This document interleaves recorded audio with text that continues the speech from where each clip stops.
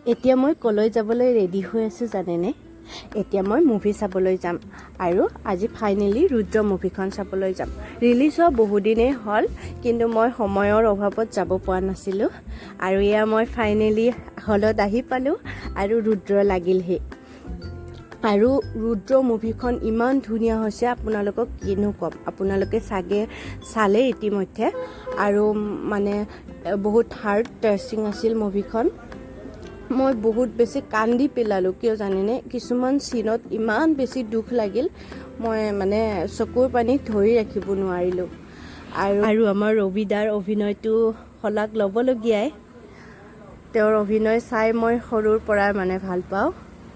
আৰু এতিয়া মুভিখনো শেষ হ'ল, যাবলৈ ওলালোঁ।